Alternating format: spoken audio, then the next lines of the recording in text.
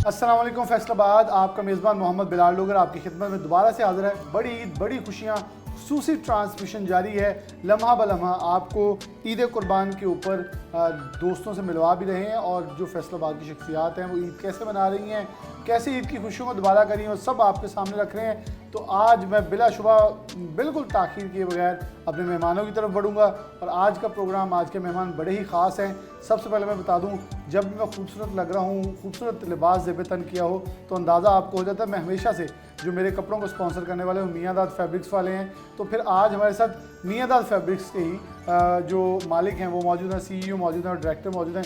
इन्हीं की तरफ बढ़ते हैं और बात का बाकायदा आगाज़ करते हैं। मैं सबसे पहले तारुफ़ करवा दूँ, शफीक मियांदाद साहब मौजूद हैं जो कि CEO मियांदाद फैब्रिक्स। इसके साथ साथ खिदमत खल्क़ के अंदर इनका नाम बड़ा ही अहसन तरीके से लिया जाता है क्योंकि सैलानी वेलफेयर के मेन ट्रस्टी हैं और बड़े ही अहसन अंदाज में सबको प्रोजेक्ट को लेके जा रहे हैं एक आम आदमी तक। और आज हमने बात भी क्योंकि ईद उल अज़हा के ऊपर हकदार तक हक पहुंचाने की करते हैं।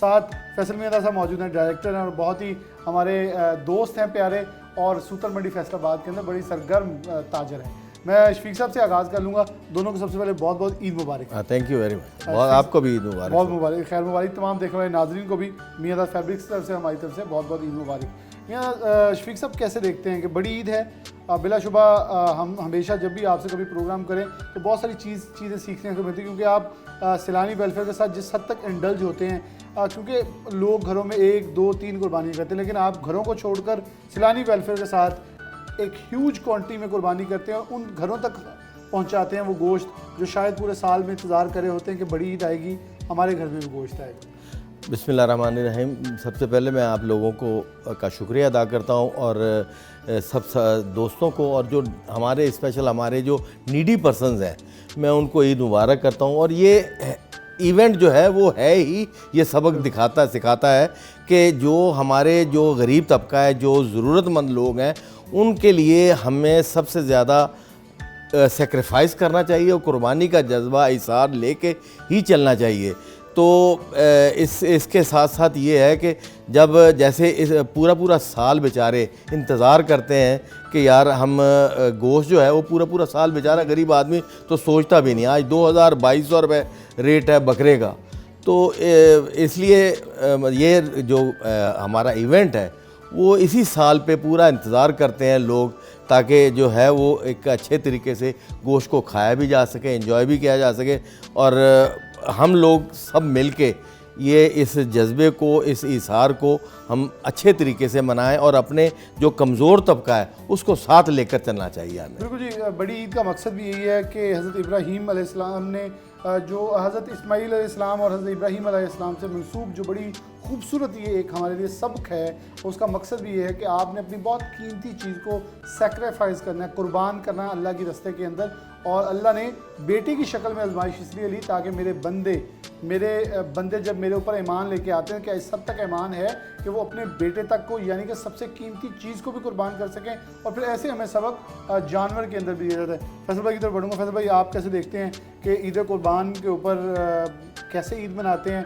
क्योंकि आपके साथ इंटरव्यू हम सारा साल करते रहते हैं, लोग देखते हैं कभी बिज़नेस ऊपर जा रहा है, कभी नीचे है, कभी मंदा है, कभी अच्छा है। तो ईद कैसे मनाते हैं बड़ी ईद?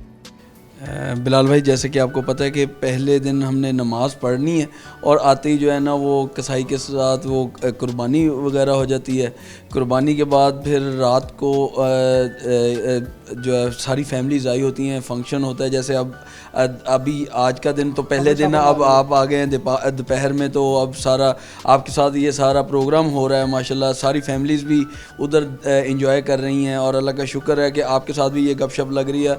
ये ईद का समा तो जो है ना वो याद रहने वाला समा होता है और अल्लाह का शुक्र है वो उसको एंजॉय कर रहे हैं।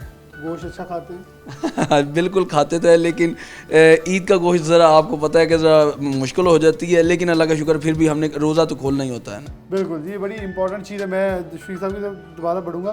शफीक साहब, आप देखें कि अल्लाह ने पूरे साल के अंदर हमें एक समझे जितनी हमारी आमदन है, जितना हम कमा रहे होते हैं, उसके अंदर साल भर के बाद एक टैक्स सिस्टम है कि अल्लाह को ना तो खून जाता है, ना गोश्त जाता है, ना खाल जानी, कुछ नहीं जाना, सिर्फ तकवा जाना है। लेकिन अल्लाह चेक करता है कि मेरा बंदा मेरे रास्ते में, बेसिकली अल्लाह के वो बंदे जिन तक ये वो पंजाबी कहने $1 दी, जब जिन तक नहीं कुछ पहुंच सकता या जो माली हैसियत इतनी नहीं रखते, तो अल्लाह आपके पैसों में से टैक्स कटवा के उनको भेजता है ताकि वो भी खुशियाँ देख सकें।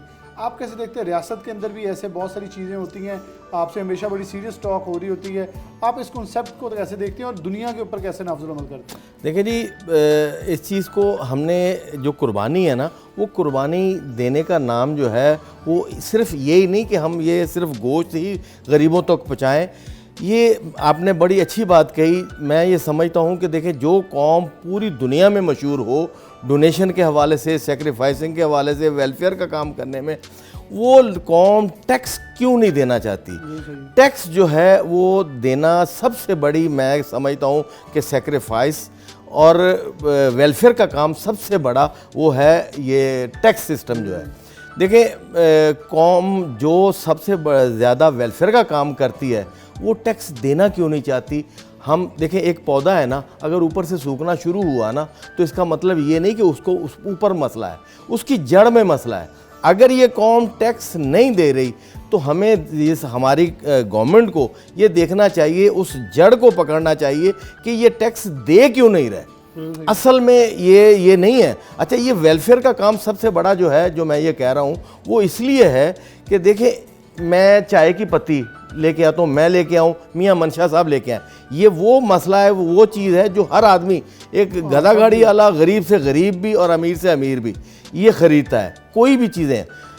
अब चाय की पत्ती पे एक डब्बी पे 20 रुपये टैक्स मियाँ मनशा साहब भी दे रहे हैं, और एक गरीब से गरीब आदमी जो गधा गाड़ी वाला या रेडी वाला, वो भी 20 रुपये दे रहा है। तो ये वेलफेयर का काम इसलिए है कि इसे हमें चाहिए कि सबसे ज़्यादा टैक्स जितना बनता है हम कम से कम वो ज़रूर दें। ये भी सबसे बड़ी वेलफेयर का काम है। मेरे ख्याल में ये बड़ा आपने खूबसूरत पैगाम दिया, इसको भी हम लिंक करें तो ईद कुर्बान से एक पैगाम मिलता है कि अल्लाह ने कहा साहिब हैसियत, कितनी तुम्हारी हैसियत है, अगर तुम ज़्यादा बड़ा कर सकते हो ऊँट कर लो, छोटा कर सकते हो बकरा कर लो। ये नहीं कहा कि तुम बहुत अमीर हो तो तुम बकरा ही करो और जो गरीब है वो ऊँट करे, बल्कि तमीज़ बताई गई दीन में। बस यही बात है, और इसलिए मैं चाहता हूँ कि लोग, हमारी कौम जो है इस वक्त हमारे पे मुश्किल वक्त है, वो जिस भी वजह से है, हम पूरी कौम इकट्ठी होके जो टैक्स हमारा बनता है उसे ज़रूर दें।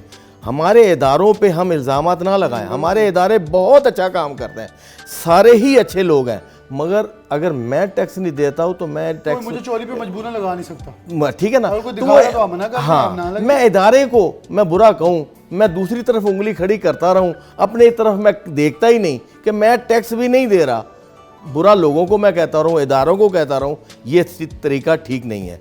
और इदारों को भी चाहिए, हमारे जो ऊपर पार्लियामेंट में बैठे हैं, उनको चाहिए कि इस वजह को ज़रूर देखें कि ये वजह क्या है। मैं जो भी, आप देखें, मेन जो रीढ़ की हड्डी होती है ना, वो किसी भी कौम की, किसी मुल्क की SMEs होती है। अब SMEs को ये मशावरत में लेते ही नहीं, ये सबसे बड़ी फॉल्ट है। इस चीज़ को आप ज़रूर देखें। गवर्नमेंट को चाहिए कि SMEs को ज़रूर मिले। इस बजट के हवाले से जो होमवर्क करना है, उस होमवर्क के लिए SMEs को मिले, हमें मिले।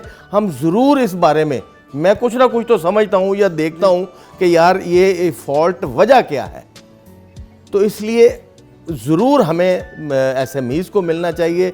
और जो जो मसाइल हैं, जिस वजह से ये लोग टैक्स नहीं देना चाहते या नहीं दे रहे, उस चीज़ को हम पकड़ेंगे तो ये सारा कुछ ठीक हो जाएगा। तो ठीक हो जाए। मैं यहाँ ब्रेक की तरफ बढ़ूंगा, शफीक साहब से हमारी बात, फैसल भाई भी मौजूद हैं, दोस्त और भी ज्वाइन करेंगे।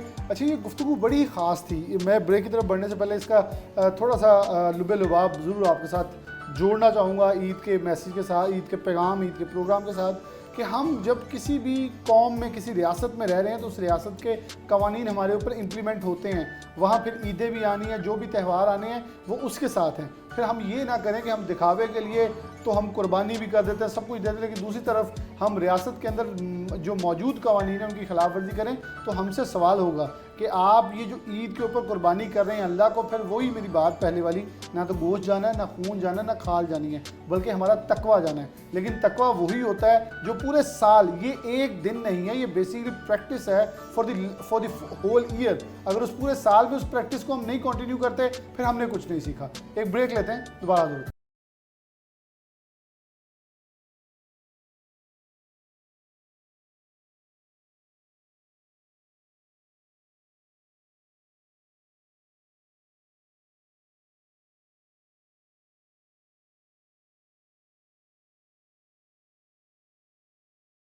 वेलकम बैक नाज़रीन, दोबारा से प्रोग्राम के अंदर खुशामदीद कहते हैं। बड़ी ईद, बड़ी खुशियाँ, दोस्त अहबाब के साथ खाबे चल रहे हैं, खुशियों को दुबाला किया जा रहा है।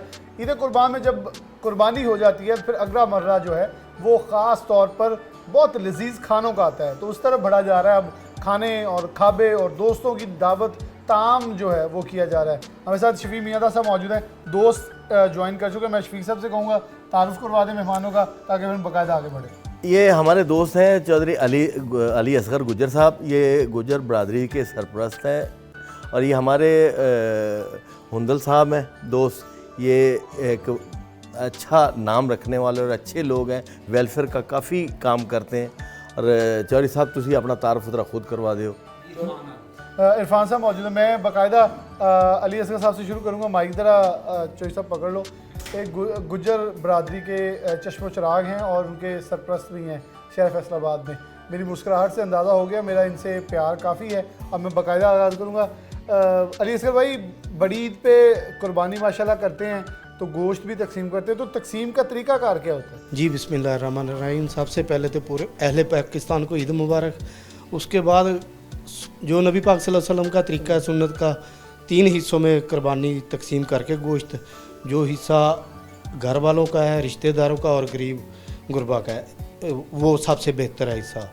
मगर जो आजकल जिस तरफ आप लेकर जा रहे हैं वो तकरीबन अक्सरियत लोग बकरे का गोश्त घर फ्रिज में ही रख लेते हैं। नहीं, मैं उस तरफ ही जा रहा था। मैं ये पूछना चाह रहा था, जो 3 हिस्से होते हैं, ये कलेजियों वाली साइड आपकी तरफ क्यों आ जाती है? पुट की बोटियाँ भी, कलेजियाँ भी, सीने वाला गोश्त भी इधर को आता है आपकी तरफ? अक्सरियत लोग करते ऐसे ही हैं। आप भी? नहीं, हमारा बात है। नहीं, बिल्कुल ठीक बात है कि हम तो इकट्ठा तकसीम करके तकरीबन सारा ही तकसीम कर देते हैं।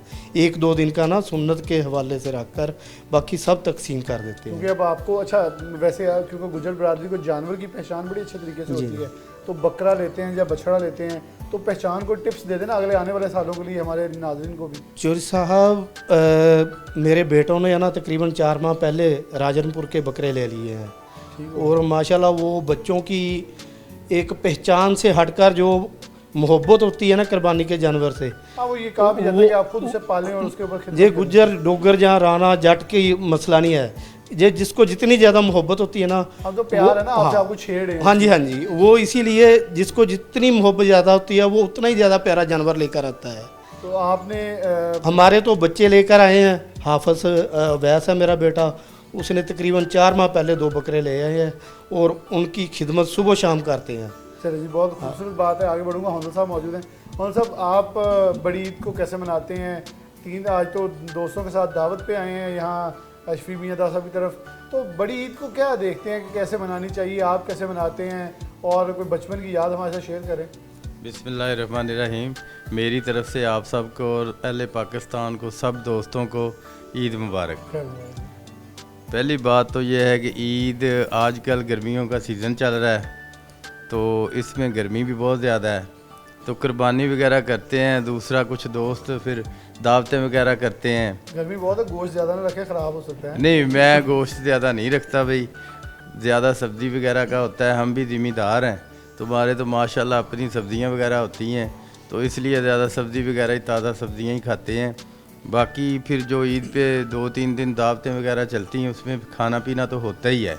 ऐसे कह दें भी खाते नहीं हैं, खाते हैं मगर एहतियात से, क्योंकि गर्मी भी बहुत होती है तो फिर इसको हज़म करना और इसमें ज़्यादा खाने से बीमारियां वगैरह बढ़ जाती हैं, इसलिए ज़रा कम ही खाना चाहिए। बिल्कुल जी, मुनासिब खाना चाहिए। इरफान साहब, आप भी तो बढ़ूंगा, आप बड़ी ईद को कैसे देखते हैं, कैसे मनाते हैं और कैसी मनानी चाहिए? जी, अस्सलाम वालेकुम जी, मेरी तरफ से भी जी सबको ईद मुबारक। और मैं बड़ा अच्छा महसूस करता हूँ जी, बचपन से अब जो यादें हैं ये मेरे बेटे में पाई जाती हैं। जिस तरह भाई अली असगर ने कहा, तो बिलखसूस जिस तरह फैसल साहब हमें खसूसी टाइम दे देते हैं या ले आते हैं, बुलवा लेते हैं, तो इससे मज़ीद जो है ना जी वो ईद दुबाला हो जाती है। क्योंकि बिल्कुल मर्दों के लिए होता है, ईद कुर्बान हो गया, बकरा कुर्बान हो गया, गोश्त बट गया, फिर फारेगा, फिर औरतों ने पकाना है, वो मिल मिलाना शुरू हो जाता है। इसलिए दोस्त ही वाहद एक हल है जो छुट्टी वाले दिन में, क्योंकि आप लोगों की सूतर मंडी में हम बैठ के देखते रहते हैं तो बोर हो जाते हैं कि आज बैठक कहाँ लगाएं, तो फिर आप घर एक दूसरे को बुला के दावतें करते हैं। हाँ जी, अल्हम्दुलिल्लाह जी। चलो मैं फैसल भाई की तरफ बढ़ूंगा, जरा माइक की तरफ दे दें। फैसल भाई, आप गोश्त का कौन सा हिस्सा ज़्यादा पसंद करते हैं? कौन से, मतलब रान है, पुट है, मगज़ है? मुझे जो है ना दो चीज़ें बहुत ज़्यादा अच्छी लगती हैं। एक तो ये दस्ती का गोश्त जो नबी पाक सल्लल्लाहु अलैहि वसल्लम को भी पसंद है, वो सुन्नत भी है। और एक जो है वो ब्रेन मसाला, मुझे ब्रेन मसाला यानी मगज़ जो है ना वो बहुत ज़्यादा अच्छा लगता है। ये आपको रूटीन में या कुर्बानी में जानवर? नहीं, रूटीन में भी मैं खाता हूँ और ईद पे भी मेरी वाइफ और बहुत अच्छा ब्रेन मसाला बनाती है। और वाइफ जो मदर है वो मटन का सालन बहुत ज़्यादा अच्छा बनाती हैं और वो वही फिर खाते हैं। फैमिली में वैसे कुन्ना एक फेमस डिश सर्व की जाती है फैसलाबाद। वैसे ही ऐसे ही है, फैसलाबाद का कुन्ना चुनौतियों का बहुत हाँ, मशहूर है। वो तो बिल्कुल फेमस है। वो फेमस है। मैं अली असगर साहब की तरफ दोबारा बढ़ूंगा क्योंकि हमारे दोस्त हमारे साथ मौजूद हैं, शफीक साहब मौजूद हैं। मैं थोड़ी और शरारत कर रहा हूँ, फिर इधर आऊँगा। तो चौधरी साहब ये भी बताएं हमारे नाज़रीन के लिए, तो बहुत सारी आपसे बातें सुनना चाहते हैं, आपसे हमारा प्यार भी बहुत है। तो ये जो गोश्त की जैसे इन्होंने बात की, आपको कौन सा ख़ास गोश्त पसंद है? तकरीबन जो इन्होंने कहा है यही गोश्त, असल तो यही चीज़ है, मगर मुझे ब्रेन मसाला नहीं पसंद। उसके साथ चांप वगैरह बकरे की, बीफ में नहीं, बकरे की चांप वगैरह। चांप पसंद हाँ जी, है। हाँ तो जी। फिर निहारी बहुत तो अगर ये शौक। 3 हिस्सों में दूसरी तरफ चल जाए फिर देखिए, मैंने यहाँ लेके आना था, आपको पकड़े थोड़ा बहुत अगर हो भी जाए तो ये कुर्बानी का गोश्त है, देखिए जी, सुन्नत इब्राहिमी है, इसमें अगर कोई थोड़ा सा ज़्यादा हो जाए कोई बात नहीं। उधर चला जाए ना वो फिर मैं भेज देता हूँ। ये बिल्कुल ठीक बात है, बिल्कुल ठीक। ठीक साहब, आप गोश्त के अंदर, क्योंकि मुझे पता है आपसे पहले प्रोग्राम हुआ, खुश खुराक हैं और बड़े टेस्ट कॉन्शियस है, कौन सी बोटी और आपके ख्याल में बकरे के अंदर, अगर नाज़रीन को भी ज़रा बताएं खाने के लिहाज से कौन सी चीज़ अच्छी है? गोश्त फ़ौरन पका लेना चाहिए, रख लेना चाहिए? कुकिंग के अंदर भी, क्योंकि जो हमारे बड़े हैं वो हमेशा हमें बताते हैं कि कौन सा तरीका इख्तियार करना चाहिए, तो आप भी हमारे नाज़रीन से शेयर करें। देखिए जी, जो बेटे ने मेरे ने कहा है ना, वो नबी पाक सल्लल्लाहु अलैहि वसल्लम को जो चीज़ पसंद है ना, वो है दस्ती का गोश्त। तो इसलिए दस्ती का गोश्त उस निस्बत से हमें बहुत ज़्यादा पसंद है। ये बहुत बड़ी मसलियत की बात है और इसमें सब ताकत भी सबसे ज़्यादा इसी में है। यही हम ज़्यादा पसंद करते हैं मटन के हवाले से। बाकी जो है, मैं अपनी बहनों को, अपनी आपके तवस्सुत से ये एक चीज़ बताना चाहता हूँ, क्योंकि कहते हैं कि जो अच्छी चीज़ हो ना वो शेयर करनी चाहिए। शेयर करने से वो अच्छी चीज़ जो लोगों में मैसेज जो दे सकता है तो वो ज़रूर देना चाहिए। मेरी मिसेस जो है वो जब जितनी देर कुकिंग करती है ना, तो उतनी देर वो दुरूद शरीफ पढ़ती रहती है और उस दुरूद शरीफ की निस्बत से उसमें उस खाने में एक तो जायका बहुत आ जाता है, एक बरकत बहुत आ जाती है और एक हमारे बॉडी को हमें वो जितना फ़ायदा वैसे नॉर्मली देना, वो दुरूद शरीफ की निस्बत से वो बहुत ज़्यादा फ़ायदेमंद हो जाता है। ये बहुत बरकत की बात है और ये चाहिए हम सबको कि इस तरीके से हम चलें। ये इस वक्त ये जो मैसेज है वो इसको आपके वसातत से आम हो जाए। बिल्कुल जी, ये बड़ा ही ख़ास है कि वैसे भी देखिए, मेरे रब ने जब कह दिया कि मैं नबी मोहम्मद सल्लल्लाहु अलैहि वसल्लम पर दुरूद भेजता हूँ, तो तुम भी भेजा करो। तो हमारे ऊपर तो हमें हुक्म दे दिया गया, क्योंकि अल्लाह का कहना हमारे लिए एक आम बात नहीं बल्कि हुक्म है। तो वो हुक्म हमें मिल गया, तो फिर ये अगर हम खाने के अंदर इस्तेमाल करें, तो जिस नाम की निस्बत से ये दुनिया है, ये कायनात है, ये ईदें हैं, क्योंकि ये ईदों का तसव्वुर, ईदों की खुशियाँ जो हमें, ये नबी आखिर ज़मान सल्लल्लाहु अलैहि वसल्लम की बनिस्बत है और उन्होंने हमें अता की है। तो जब उनका जिक्र हो, उनकी मदा सराई हो, तो वो कैसे ना हो कि उस खाने के अंदर लज्जत हो, बरकत हो। तो ये ज़रूर अपनाएं। बड़ा ही खूबसूरत पैगाम जो है वो शफीक मियां साहब ने दिया। एक ब्रेक लेते हैं और प्रोग्राम का सिलसिला जारी है, आपको दोबारा ज्वाइन करते हैं।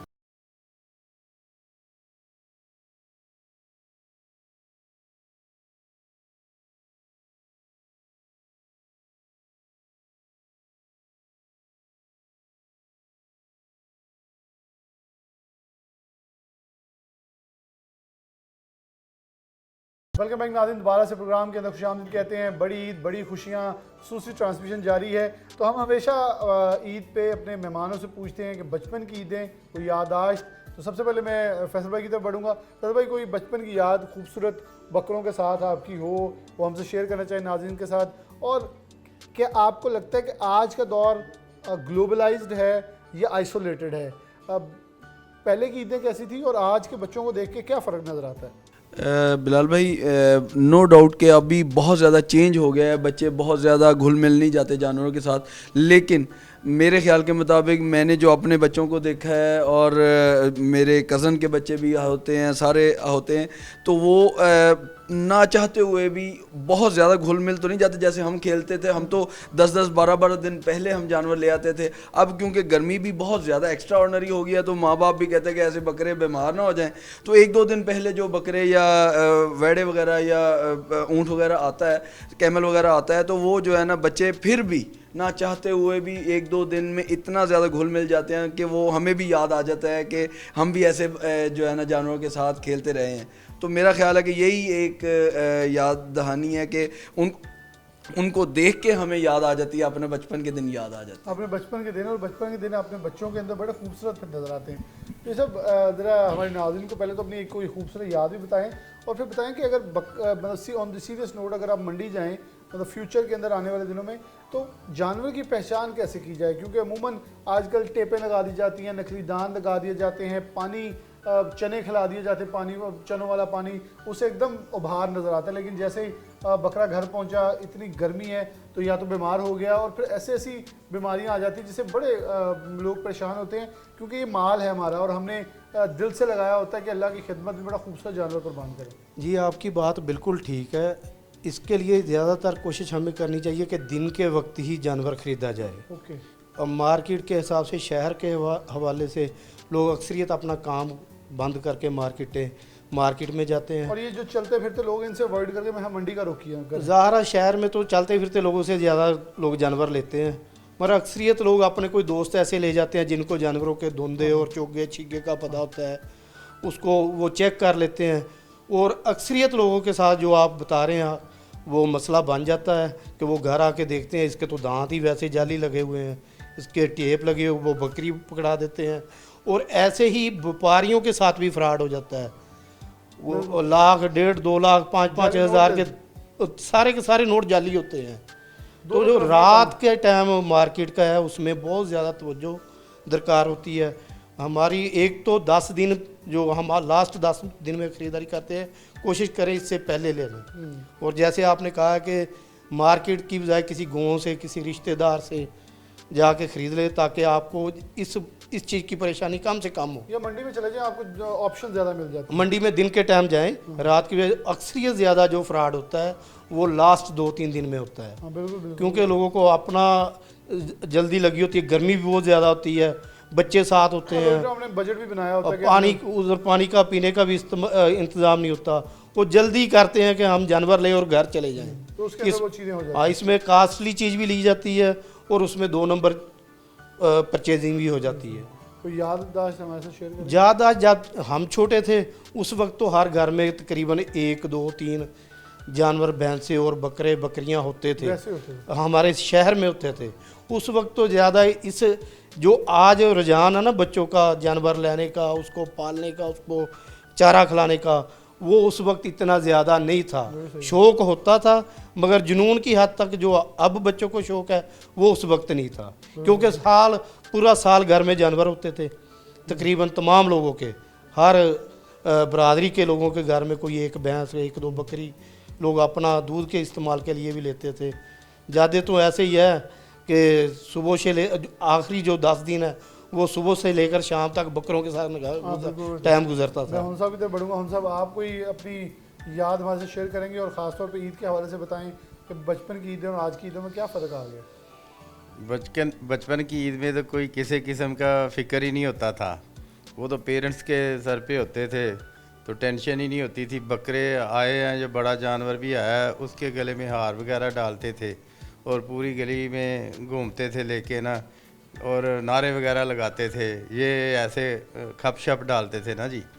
तो अब तो दूसरे जानवर ले आते हैं मगर फिर बच्चे ही उनके साथ लगे रहते हैं, ख़ुद तो मसरूफियत ही होती है। तो मुझे जो बकरे के हिस्से में पसंद है वो मछली का गोश्त है और चाँप है। खास है। ये दोनों मुझे, जैसे तो मियाँ क्योंकि साहब वो ने ज़्यादा फ़ायदा कहा उठा कि लेते दस्ती का ही हिस्सा जो मछली है हाँ। मुझे बहुत ज़्यादा पसंद है और उसमें वाकई लज्जत और ताकत भी उसमें ही है। तो बचपन में तो ऐसे ही बस बकरों को लेके फिर सारा दिन घूमते थे गली मोहल्ले में ना। तो बड़ा मज़ा आता था उस वक्त। तो अच्छा टाइम गुजरा है। अच्छा टाइम गुजरा और सारे मोहल्ले के बच्चे पीछे लग जाते थे ना, फिर वो सारे ही खप डालते थे। सारे इंजॉय जी। करते हैं। मैं इरफान साहब की तरफ बढ़ूंगा। इरफान साहब, आप कैसे देखते हैं कि बचपन की ईदें और आज की ईदों में क्या फ़र्क है, और बच्चों को आज को क्या सिखाने की बहुत अशद ज़रूरत है? जी जी, अस्सलाम वालेकुम। बचपन जो मैंने फीलिंग ली है ना जी, वो यही है कि पहले जो इकट्ठे हो जाते थे सारे, फ़र्ज़ करें मोहल्ले वाले ना जी, अब जो है ना वो अपने अपने घर तक महदूद है। तो ये एक चेंज आया है। तो वो अगर इकट्ठे होकर दूर भी था ना जी, अगर पार्क ग्राउंड या कोई भी दरख्त जो है, तो वो बंदे सारे दोस्त एक आपस में इसी तरह मिल बैठ जाते थे, गपशप लगानी, और बकरों को भी ये तफरीक नहीं थी करते कि ये उसका है ये उसका है, सब खिलाते जो थे। जो दिल जिसको चाहता था वो खिला देते थे। तो ये थोड़ी सी मुझे फीलिंग आई जब ये अब मैंने महसूस किया हर घर अपनी हदूद तक ही रह गए ना, ये मैंने देखी है। अब शफीक साहब, मैं आपकी तरफ वापस आऊँगा। बहुत ईदें बदल गई हैं अब। आप क्या कहेंगे कि वो बचपन की ईदें, जवानी की ईदें, या मैं कह लूँगा आज से 10-15 साल पीछे ले जाऊँ तो ज़्यादा अच्छा डिफरेंस होगा कि ईदें बदल गई हैं एकदम से? मैं इस पुरमसरत मौके पे मैं ज़रा थोड़ा सा लाफिंग के लिए ना, जी जी, मैं ये चाहता हूँ कि एक मेरा मेमोरेबल एक वाक़या था, Memorable मैं आपको ज़रा सुनाऊँ। मेरा भाई छोटा जो है ना, वो मैंने उसको कहा कि यार तुम चलो मार्केट तो घूम के आओ, रेट तो चेक करो कि मार्केट के है क्या, चलो होमवर्क सही एक दिन पहले। वो लेने गया तो वो एक मतलब मार्केट घूमता घूमता एक बकरे के पास जब खड़े हुए ना, तो वो उससे रेट पूछा। वो मार्केट से वाकई थोड़ा सा ज़्यादा रेट था। वो रेट था, उन्होंने कहा कि यार चलो अब आया तो मैं आज होमवर्क कर रहे हूँ, तो चलो यार इस बकरे का रेट लगा देता हूँ। उसने रेट लगाया, उन्होंने कहा कि ठीक है जी हमें ओके। अब वो ओके कर लिया उन्होंने, हमने पैसे दिए। सब वाकई लालच में, मतलब गलती तो होती है रात को। मंडी से नीचे हाँ, वो ख़रीद लिया, पैसे उसको दिए, वो पैसे दे लेके साइड पे ही हुए हैं। 2 मिनट बाद ही वो उनको लेके साइड पे 2 मिनट वो पैदल चला है। 2 मिनट पैदल चलने के बाद वो बैठ गया है। ਉਹ ਮੇਰਾ ਭਾਈ ਉਹਨੂੰ ਕਹਿੰਦਾ ਓਏ ਅੱਲਾ ਦਾ ਵਾਸਤਾ ਖੜਾ ਹੋ ਜਾ, ਮੈਨੂੰ ਤਾਂ ਚਿੱਤਰ ਵੀ ਪੈਣੇ ਜੀ। ਮੈਂ ਕਿਹੜੇ ਕੰਮ 'ਚ ਪੈ ਗਿਆ। ਉਹਨੂੰ ਲੈ ਕੇ ਆਏ, ਚੁੱਕ ਚੁਕਾ ਕੇ ਘਰ ਲੈ ਆਏ। ਸਵੇਰੇ ਡਾਕਟਰ ਲਿਆਂਦਾ, ਉਹਨੂੰ 1100 ਰੁਪਏ ਦੇ ਨੂੰ ਟੀਕੇ ਹੀ ਲੱਗ ਗਏ। ਉਹ ਜਿਹੜਾ ਰਹਿਤ ਬਚ ਗਿਆ, ਮਗਰ ਉਹਦੇ ਬਚਣ ਦੇ ਹਾਲਾਤ ਕੋਈ ਨਹੀਂ ਸੀ। ਇਹ ਗੱਲ ਮੈਂ ਬਿਲਕੁਲ ਐਗਰੀ ਕਰਨਾ ਕਿ ਇਹੋ ਜਿਹੇ ਵਾਕਿਆਂ ਤੋਂ ਬਚਣ ਵਾਸਤੇ ਇਹ ਦਿਨ ਨੂੰ ਹੀ ਖਰੀਦਦਾਰੀ ਕਰਨੀ ਚਾਹੀਦੀ ਆ, ਔਰ ਕੋਸ਼ਿਸ਼ ਇਹ ਕਰਨੀ ਚਾਹੀਦੀ ਆ ਕਿ ਇੱਕ ਅੱਧਾ ਦਿਨ ਪਹਿਲਾਂ ਹੋਮਵਰਕ ਕਰ ਲਿਆ ਜਾਏ ਮਾਰਕੀਟ ਦੇ ਵਿੱਚ ਕਿਹੜੇ ਕਿਹੜੇ ਲੋਕ ਅੱਛੇ ਨੇ। ये लालच ना करेंगे, कम रेट पे कोई चीज़ बिक्री है तो ले लें। ਹਾਂ, ਉਹ ਚੀਜ਼ ਨਾਲ ਦੇਖਣ, ਸਸਤੀ ਚੀਜ਼ ਵੱਲ ਬਿਲਕੁਲ ਨਾ ਜਾਣ। ਅੱਛੀ ਚੀਜ਼ ਅੱਲਾ ਦੇ ਨਾਮ ਦੇ ਸਭ ਤੋਂ ਖੂਬਸੂਰਤ, ਅੱਲਾ ਦੇ ਨਾਮ ਤੋਂ ਹਜ਼ਰਤ ਇਬਰਾਹੀਮ अलैहिस्सलाम ਦੇ ਉਹਨਾਂ ਦੇ ਨਾਮ ਤੋਂ ਜਿਹੜੀ चीज़ देनी ਆ, ਉਹ ਉਹਨਾਂ ਦੇ ਮੁਤਾਬਕ सोहनी और खूबसूरत ही हो। अच्छा, यहाँ एक पैगाम फिर आ गया इस ब्रेक के अंदर कि एक सबक हुआ, दोबारा ये वो को दोहराएंगे नहीं। और अल्लाह ने क्या कहा था कि तुम्हारे नज़दीक सबसे खूबसूरत जो चीज़ है वो तुमने वो, यानी कि अपने माल को एक अच्छे तरीके से लेके एक अच्छा जानवर ख़रीद के लेके आना है। तो जहाँ थोड़ा सा हमने लालच किया, वहाँ अल्लाह ने फिर हमें सबक सिखाया, और ये सबक इन्होंने नाज़रीन के साथ शेयर किया कि आप इसको दोहराइए मत, बल्कि इसका ख्याल रखिए ताकि आप माली नुकसान से बचने के साथ साथ अपने फ्रीज़र से भी महरूम ना हो जाइएगा। एक ब्रेक लेंगे, खाने के टेबल पर दोबारा मिलते हैं।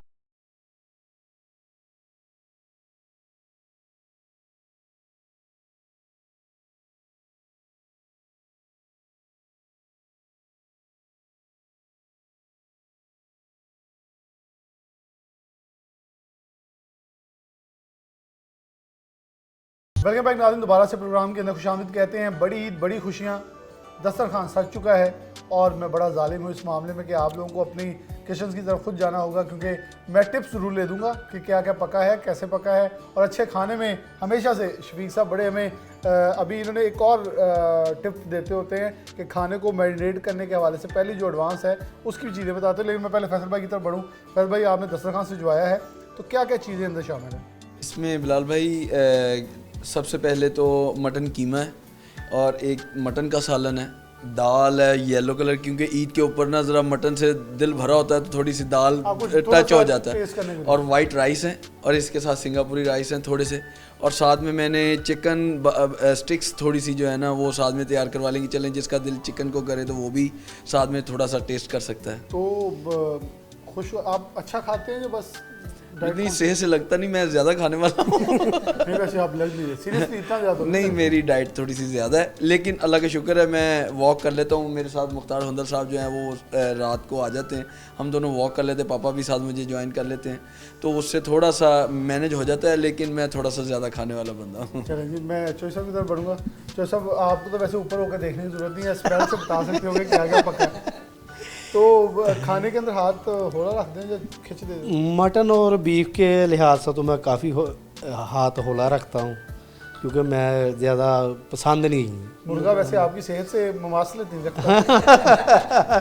देखने को तो ऐसे ही लगता है, मगर हकीकत में मैं मटन, और फैसल भाई भी मुझे बहुत ज़्यादा 24-25 साल से वाकफ़ है मुझसे कि मटन और बीफ मैं ज़्यादा नहीं खाता। तो फिर क्या ज़्यादा खाते हैं? ज़्यादा जे मटन पुलाव जो पड़े हैं जे शौक से खा लेते हैं, और उसके साथ अगर नहारी नाश्ते में अगले दिन तकरीबन हर घर में तैयार होती है। ऐसा मटन की तरफ खोल रहे हैं।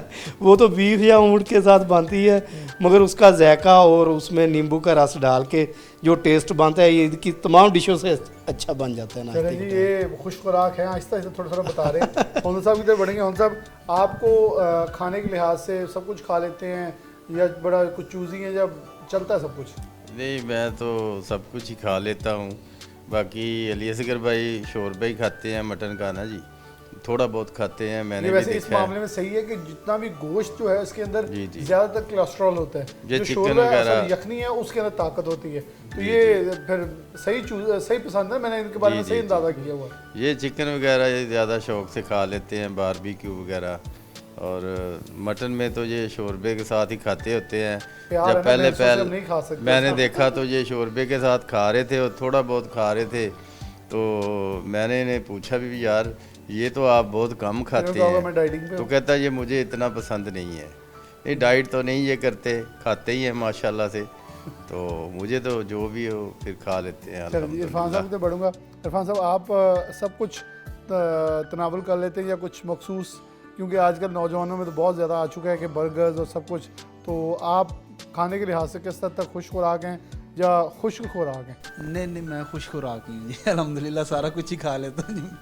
हाँ जी, मुझे तो मटन अच्छा लगता है, तो मैं तो खुशी से खाता हूँ।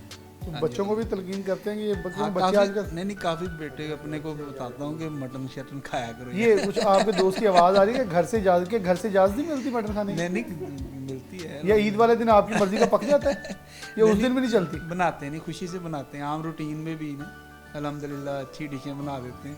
यानी कि आपकी मानी जाती हाँ है। जी, हाँ मुझे लगता है भाई चॉइस आपकी नहीं मानी जाती जो ये रुकमे दे रहे हैं। मैं शफीक साहब की तरफ बढ़ूंगा प्रोग्राम के, क्योंकि आखिरी हिस्से की तरफ बढ़ें। शफीक साहब, आप कैसे देखते हैं कि खाने के लिहाज से बिल्कुल हमें ये देखना चाहिए कि हम खुश खुराक हों, लेकिन बड़ा मखसूस और अच्छा खाना चाहिए, क्योंकि हमारे हॉस्पिटल में तादाद बहुत बढ़ जाती हैं, हम ओवर ईटिंग करते हैं और मुनासिब वक्फा नहीं रखते, जिस बिना के ऊपर होता ही है कि हम फिर अल्टीमेटली बीमारी की तरफ बढ़ते हैं। खाया इतना नहीं जितना ऊपर लग जाता है पैसों की मद के अंदर। तो क्या कहेंगे इस हवाले से? देखिए जी, मैं इस हवाले से ये कहना चाहता हूँ कि नबी पाक सल्लल्लाहु अलैहि वसल्लम को अल्लाह ताला ने ख़ुद पूछा कि आप क्या लाइफ चाहते हैं, क्या क्या ज़िंदगी में चाहते हैं। तो नबी पाक सल्लल्लाहु अलैहि वसल्लम अगर वो कहते कि ये जो उहद पहाड़ है, अगर मैं ये कह दूं कि ये सोने का हो जाए तो ये सोने का ही हो जाए। और मैं समझता हूँ कि शायद ये हो ही गया है। हाँ, शायद नहीं, ये पहाड़ सोने का ही है यकीनी तौर पे। तो इस लिहाज से जब नबी पाक सल्लल्लाहु अलैहि वसल्लम से खाने के बारे में पूछा कि आप क्या चाहते हैं, या उन्होंने कहा जी या अल्लाह मुझे एक वक्त खाना चाहिए और एक वक्त फाका चाहिए। इसी बात में सबसे बड़ी मसलियत ये है कि खाना जो है उसको गैप दे के और नॉर्मल खाना चाहिए, बजाय इसके कि हम खाने को उठा के चले। खाना आपको उठा के चले, खाना आपको लेके चले, आपके अंदर ताकत दे, बोझल ना कर दे, बिठा ना दे, बीमार ना कर दे, अस्पताल ना ले जाए। क्योंकि हम तो ये करते हैं कि आज खाना शुरू किया तो शायद आखिरी खाना है, और यही समय भी खाते हैं। मेरे ख्याल में अगर हम पोर्शन वाइज खाएं तो अच्छा भी खाया जाता है और वो आपके लिए सेहतमंद भी होता है। हमारा एक दोस्त है, एक ख़याम बैंक्वेट वाले निसार साहब, वो कहते हैं कि हमारे पास तो मेहमान आते रहते हैं ना, और बड़े अमीर अमीर लोग भी मैंने देखे, करोड़पति भी, बड़े बड़े भी, जब खाना शुरू होता है तो वो इस तरीके से खाने पे चलते हैं कि जैसे ये उनका ज़िंदगी का आखिरी खाना है। तो ऐसे नहीं, जो नबी पाक सल्लल्लाहु अलैहि वसल्लम ने जो बात कही है कि एक वक्त खाना और एक वक्त फाका, इसमें बहुत बड़ी हिकमत और मसलियत है। इसी तरीके से हमें खाना बहुत मुनासिब खा करके खाना चाहिए, क्योंकि बिल्कुल ये बड़ी ख़ास बात है, इसका हिसाब भी होना है। और थोड़ा सा गोश्त की तकसीम के हवाले से सैलानी की थोड़ी बात कर लें, कितना आपके तकरीबन मैक्सिमम कुर्बानी होती है, कितने लोग ऐड ऑन हो रहे हैं, कितने लोगों तक ये चीज़ पहुंचती है, और क्या पैगाम देना चाहेंगे? देखिए, इस वक्त हमारा ना जो खाना खाने वाले, सिर्फ हम खाना खिला ही नहीं रहे, खाना जो खिलाने वाले हैं उनका मतलब जो हम पनीरी लगा रहे हैं, जो हम अफजाइश कर रहे हैं, वो ये है कि 1450 बच्चा इस वक्त आईटी की तालीम हासिल कर रहा है हमारे कैंपस में। 600 से 700 बच्चा अपने घर में बैठ के ऑनलाइन, जो छोटे छोटे शहरों में अपने घर में बैठ के वो तालीम हासिल कर रहा है आईटी की फ्री ऑफ कास्ट। इस वक्त जो 1450 बच्चा घरों में राशन जा रहा है, 32,000 तकरीबन 30 से 32,000 लोगों को डेली बेसिस पे खाना जा रहा है। 165 आरओ प्लांट है जिसको सैलानी मेंटेन करके रन कर रहा है, जिसमें 65 आरओ प्लांट ऐसे हैं जो गवर्नमेंट ने इनको हमें दिए हैं और जिसको हम मेंटेन करके रनिंग में रख रहे हैं। बिजली का बिल जो है वो गवर्नमेंट पे करती है, क्योंकि गवर्नमेंट प्रेमिसेस में लगे हुए हैं, बिल वो गवर्नमेंट देती है, हम लोग उसको मेंटेन करके रेगुलराइज कर रहे हैं और लोगों तक पानी पहुंच रहा है। इसके अलावा जो हमारे इस साल कुर्बानी है ना, वो 950 बैल जो है वो टर्की ने हमें सैलानी वेलफेयर को दिया है, जो कि 200 बैल हम फैसलाबाद में कर रहे हैं। जो इसके अलावा जो इज्तिमाई कुर्बानी है जो लोगों ने मिलके करनी है वो इसके अलावा है, और 3 दिनों में हज़ारों में मतलब जो बकरे और गाय वहाँ पे कटती हैं। ये अल्लाह का करम है कि इस वक्त जो पिछला साल है, ये इदारा आज से 24 साल पहले 350 रुपये से स्टार्ट हुआ। 7 बंदों ने 50-50 रुपये शामिल करके ये खाना शुरू किया। आज 24 साल बाद जो पिछला साल क्लोज़ हुआ है, 13.5 अरब रुपया क्लोज़ किया है। ये वेलफेयर जो तकसीम हुए हैं पैसे, वो 13.5 अरब रुपया तकसीम हुआ है। ये मामला हमारे मौलाना बशीर अहमद फ़ारूकी साहब कहते होते हैं कि ये मामला सिर्फ नीयत पे है। काम है अल्लाह ताला का, मेज़बान है अल्लाह ताला, खाना अल्लाह ने वादा किया है, मेज़बान अल्लाह है। हमने सिर्फ नीयत की है कि हमने सही चीज़ खिलानी है और पूरी अच्छी नीयत से खिलानी है। और उनकी 1-2 नीयतें, मतलब मैं आपको बता दूं मेजर, कि उन्होंने कहा है कि ये पाकिस्तान का कर्ज़ा सैलानी वेलफेयर ने उतारना है, इसके बच्चों ने उतारना है। 2 लाख सॉफ्टवेयर डेवलपर हमने पैदा करना है। इंशाअल्लाह ताला इसका कर्ज़ा जो है, जैसे इंडिया की एक्सपोर्ट, आईटी की एक्सपोर्ट बहुत ज़्यादा है, इसी तरीके से सैलानी आज से 2 साल बाद, 1 साल बाद, 3 साल बाद आप जिस इदारे में भी जाएंगे आपको सैलानी का बच्चा वहाँ पे मिलेगा इंशाअल्लाह ताला। हर इदारे में, हर जगह, पूरे मुल्क में सैलानी का बच्चा खिदमत के लिए, आपके खिदमत के लिए वहाँ पे हाज़िर होगा इंशाअल्लाह ताला। पूरे मुल्क में, पूरी दुनिया में हम ऑनलाइन कुरान मजीद का सबक दे रहे हैं, जो कि असर से शुरू होके सुबह फजर के बाद तक, क्योंकि टाइमिंग जैसे जैसे जिस कंट्री की है ना, वो इस तरीके से ऑनलाइन कुरान हम बच्चों को जहाँ पे बैठ के, अमेरिका में भी बैठ के, लोग जहाँ पे मौलवी साहिबान नहीं हैं, दीनदार लोग ज़रा कम हैं, तो हम हमारा इदारा वहाँ पे भी बैठ के लोगों को दर्स दे रहा है। फिर जो है कि 2-3 हज़ार 4 हज़ार रुपये के राशन की वजह से ये बच्चियाँ लाइनों में, राशन की लाइनों में लगी होती थी। हमने उनको ट्रेनिंग दे के पिछले महीने तक 750 बच्चियों को मुख्तलिफ़ इदारों में हमने ट्रेनिंग दे के लगवाया है और 30 से 32 हज़ार वो आज लोग बेचारी कमाती हैं और ये राशन के चक्रों में से निकल रही हैं। बिल्कुल जी, ये बड़ी खूबसूरत बात है और आखिर में बड़ा इंपॉर्टेंट थी, क्योंकि जो अदारे पाकिस्तान की सालमियत के लिए काम करें उनको हाईलाइट करना, उनको उजागर करना बहुत ज़रूरी है। रमज़ान मुबारक गुजर गया, बिल्कुल एक बहुत अच्छा मोटिव जो मुझे पसंद है वो ये है कि शफीक मियाँदा साहब जिस सफ़र में जा रही हैं, ये कहते हैं किसी को मोहताज ना करो, उसे खुद मुख्तार करो, ताकि वो आपके साथ मिलके औरों के लिए मदद कर सके, ना कि खुद लाइन में लग के सिर्फ भिखारी बन सके। और बल्कि अगर हम थोड़ा सा आगे जाके देखें तो वसी पैमाने के अंदर जॉब क्रिएटर्स जो हैं हमेशा से वो मुल्क तरक्की करता है। अगर आप जॉब सीकर बन जाएंगे तो फिर मुल्क तरक्की नहीं करते, बल्कि वहाँ बेरोज़गारी जो है उसका एक तूफ़ान बर्पा होता है। प्रोग्राम जारी है, ट्रांसमिशन जारी है, लेकिन मुझे अपने मेज़बान मोहम्मद बिलाल लोगों को इस स्पेशल प्रोग्राम जिसमें शफीक मियाँदा उनके बेटे और दोस्त मौजूद थे उसके इजाज़त दीजिए।